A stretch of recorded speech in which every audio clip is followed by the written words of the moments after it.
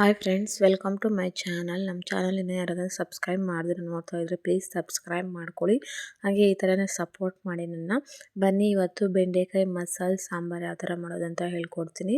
First ಬೆಂಡೆಕಾಯಿ ತಂದು ಚೆನ್ನಾಗಿ ವಾಶ್ ಮಾಡಿಕೊಂಡು ಅದನ್ನು ಒಂದು ಬಟ್ಟೆ ಮೇಲೆ ಹಾಕಿ ತ್ಯಾವನ್ನೆಲ್ಲ ಒರೆಸಿ, ಯಾಕಂದರೆ ಅದು ಫ್ರೈ ಮಾಡೋವಾಗ ತ್ಯಾವ ಇದ್ರೆ ಲೋಳೆ ಲೋಳೆ ಥರ ಬಿಟ್ಕೊಳುತ್ತೆ ಮತ್ತು ಗೊನೆ ಗೊನೆ ಥರ ಬಿಟ್ಕೊಳುತ್ತೆ.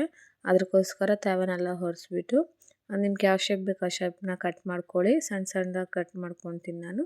ಬೇಕಾದರೆ ಉದ್ದದನ್ನು ಕಟ್ ಮಾಡ್ಕೊಳ್ಳಿ, ನನಗೆ ಈ ಶೇಪ್ ಸಾಕಾಗುತ್ತೆ. ನಾನು ಇದೆಲ್ಲ ಕಟ್ ಮಾಡಿದ್ದಾದಮೇಲೆ ಒಂದು ಗ್ಯಾಸ್ ಮೇಲೆ ಒಂದು ಬಾಣಲಿ ಇಕ್ಕೊಂಡು ಅದು ಕಟ್ ಮಾಡಿರೋ ಬೆಂಡೆಕಾಯಿನೆಲ್ಲ ಹಾಕ್ಕೊಂಡು ಸಣ್ಣದಾಗಿ ಲೋ ಫ್ಲೇಮಲ್ಲಿ ಇಟ್ಕೊಂಡು ಫ್ರೈ ಮಾಡಬೇಕು, ಯಾಕಂದರೆ ತೀಸೋಗ್ಬಿಡುತ್ತೆ ಬೇಗ. ಅದಕ್ಕೋಸ್ಕರ ಅದನ್ನೆಲ್ಲ ಕಟ್ ಮಾಡಿದ್ದಾದಮೇಲೆ ಒಂಚೂರು ಉಪ್ಪು ಹಾಕ್ಕೊತೀನಿ ನಾನು. ಒಂಚೂರು ಉಪ್ಪು ಹಾಕ್ಕೊಂಡು ಚೆನ್ನಾಗಿ ಮಿಕ್ಸ್ ಮಾಡಿಕೊಂಡು ಲೋ ಫ್ಲೇಮಲ್ಲಿ ಇಟ್ಕೊಂಡು ಚೆನ್ನಾಗಿ ಫ್ರೈ ಮಾಡ್ತೀನಿ ನಾನು. ಚೆನ್ನಾಗಿ ಫ್ರೈ ಮಾಡ್ಕೊಳ್ಬೇಕು ಸಣ್ಣದಾಗಿ. ಇಲ್ಲಿ ನೀವು ಫ್ರೈ ಮಾಡುವಾಗ ಲೋಳೆ ಲೋಳೆ ಥರ ಬಿಟ್ಕೊಬಾರ್ದು. ಅಂದರೆ ಒಂದು ಅರ್ಧ ಸ್ಪೂನ್ ಸಕ್ಕರೆ ಹಾಕ್ರಿ, ಆವಾಗ ಲೋಳೆ ಲೋಳೆ ಥರ ಬಿಟ್ಕೊಳಲ್ಲ. ಬೇಕಾದರೆ ನೋಡಿ ನೀವು ಅಬ್ಸರ್ವ್ ಮಾಡಿ. ಈ ಟಿಪ್ನ ನಿಮ್ಗೆ ಇಷ್ಟ ಆದರೆ ಫಾಲೋ ಮಾಡಿ ನೋಡಿ. ಆಮೇಲೆ ಸ್ವಲ್ಪ ಆಯಿಲ್ ಹಾಕ್ಕೊತೀನಿ. ನೀರಿನ ಅಂಶ ಎಲ್ಲ ಹೀರ್ಕೊಂಡಿದ್ದಾದ್ಮೇಲೆ ಸ್ವಲ್ಪ ಆಯಿಲ್ ಹಾಕ್ಕೊಂಡು ಚೆನ್ನಾಗಿ ಫ್ರೈ ಮಾಡ್ಕೊತೀನಿ. ಇದರಲ್ಲೇ ಅರ್ಧ ಬೇಯಿಸ್ಕೊಂಡ್ಬಿಡ್ಬೇಕು, ಆವಾಗೆ ಚೆನ್ನಾಗಿರುತ್ತೆ ಫ್ರೈ ಮಾಡಿರೋದು. ಆಮೇಲೆ ಸ್ವಲ್ಪ 10 ನಿಮಿಷ ಮುಚ್ಚಿಕ್ತೀನಿ. ಮುಚ್ಚಿಕ್ಕಿದಾದ್ಮೇಲೆ ತೆಗೆದಿದ್ದಾದ್ಮೇಲೆ ಚೆನ್ನಾಗಿ ಫ್ರೈ ಮಾಡ್ತೀನಿ. ಆಮೇಲೆ ಇಲ್ಲಿ ಖಾರ ರುಬ್ಕೊಳಕ್ಕೆ ಏನೇನು ಬೇಕು ಅಂತ ನೋಡೋಣ ಬಂದು. ನೋಡಿ ಇಲ್ಲಿ ಏನೇನು ಬೇಕಂತೆಲ್ಲ ನೋಡ್ಕೊಳ್ಳಿ, ಇಲ್ಲಿ ಸ್ಕ್ರೀನ್ಶಾಟ್ ತಗೊಳ್ಳಿ.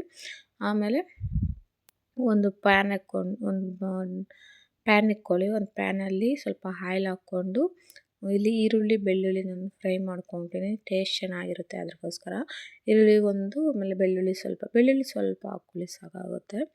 ಸ್ವಲ್ಪ ಹಾಕ್ಕೊಂಡು ಚೆನ್ನಾಗಿ ಫ್ರೈ ಮಾಡಿದ್ದಾದ್ಮೇಲೆ ಅದನ್ನೇ ಎತ್ಕೊಂಡು ಮಿಕ್ಸಿ ಜಾರ್ಗೆ ಹಾಕ್ಕೊಂಡು ಸ್ವಲ್ಪ ಧನಿಯಾ ಪುಡಿ ಹಾಕ್ಕೊಳ್ಳಿ.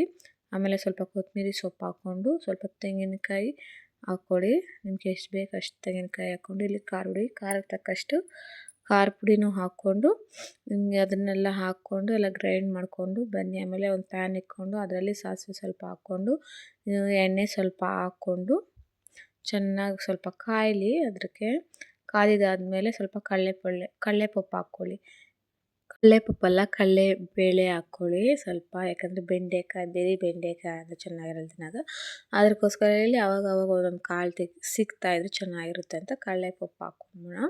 ಆಮೇಲೆ ಈರುಳ್ಳಿ ಒಂದು, ಸ್ವಲ್ಪ ಕರಿಬೇವು, ಸ್ವಲ್ಪ ಟೊಮೊಟೊ ಹಾಕ್ಕೊಂಡು ಎಲ್ಲ ಚೆನ್ನಾಗಿ ರೋಸ್ಟ್ ಮಾಡಿಕೊಂಡು ಎಲ್ಲ ಚೆನ್ನಾಗಿ ಫ್ರೈ ಮಾಡ್ಕೊಳ್ಳಿ. ಚೆನ್ನಾಗಿ ಫ್ರೈ ಮಾಡ್ಕೊಂಡಿದ್ದಾದಮೇಲೆ ರುಬ್ಬಿರೋ ಪೇಸ್ಟ್ನೆಲ್ಲ ಹಾಕ್ಕೊಂಡು ಹಾಕ್ಕೊಳ್ಳಿ. ನಿಮ್ಗೆ ಎಷ್ಟು ಬೇಕು ಅಷ್ಟು ನೀರನ್ನು ಹಾಕ್ಕೊಂಡು ಆ್ಯಡ್ ಮಾಡಿಕೊಂಡು ಚೆನ್ನಾಗಿ ಮಿಕ್ಸ್ ಮಾಡಿ ಎಷ್ಟು ಬೇಕು ಅಷ್ಟು ನೀರು ನನಗೆ ಸಾಕಾಗುತ್ತೆ. ನಾವು ಇರೋದೇ ಇಬ್ಬರು, ನನಗೂ ನಮ್ಮ ಯಜಮಾನ್ಗೆ ಸಾಕಾಗುತ್ತೆ. ಸ್ವಲ್ಪ ಉಪ್ಪು ಹಾಕ್ಕೊಂಡು ಚೆನ್ನಾಗಿ ಕಾಯಿಸ್ಕೊಂಡು ಮುಚ್ಚಿಕ್ಕಿದ್ದಾದಮೇಲೆ ಮತ್ತೆ ತೆಗೆದುಬಿಟ್ಟು ನೋಡಿದ್ರೆ ಚೆನ್ನಾಗಿ ಕೊದಕಿದಾದಮೇಲೆ ಬೆಂಡೆಕಾಯಿ ಬೇಯಿಸಿರ್ತೀರ ಆ ಬೆಂಡೆಕಾಯಿನೆಲ್ಲ ಹಾಕ್ಕೊಂಡು ನಾನಿಲ್ಲಿ ನೀರಲ್ಲಿ ತೊಳೆದ್ಬಿಟ್ಟು ಹಾಕಿದ್ದೀನಿ. ಯಾಕಂದರೆ ಬೇಗ ಬೆಂದ್ಬಿಡುತ್ತೆ, 5 ನಿಮಿಷಕ್ಕೆಲ್ಲ ಬೆಂದ್ಬಿಡುತ್ತೆ. ಈ ಟ್ರೈ ಮಾಡಿ ನೋಡಿ. ಬೇಕಾದರೆ ನೀವು ಫ್ರೈ ಮಾಡಿರೋದನ್ನೆಲ್ಲ ನೀರಲ್ಲಿ ಹಾಕ್ಬಿಟ್ಟು ಮತ್ತೆ ಅದನ್ನೆತ್ತಿ ಸಾಂಬಾರ್ಗೆ ಹಾಕಿ 5 ನಿಮಿಷ ಸಾಕು, ಬೆಂದ್ಬಿಡುತ್ತೆ. ಇವಾಗ ನೋಡಿದ್ರೆ ಹಾಗೇ ಹೋಯ್ತು, ಸಾಂಬಾರು ರೆಡಿನೇ ಆಗುತ್ತೆ. ಬನ್ನಿ ಇವಾಗ ಸರ್ವ್ ಮಾಡಿ ನೋಡೋಣ.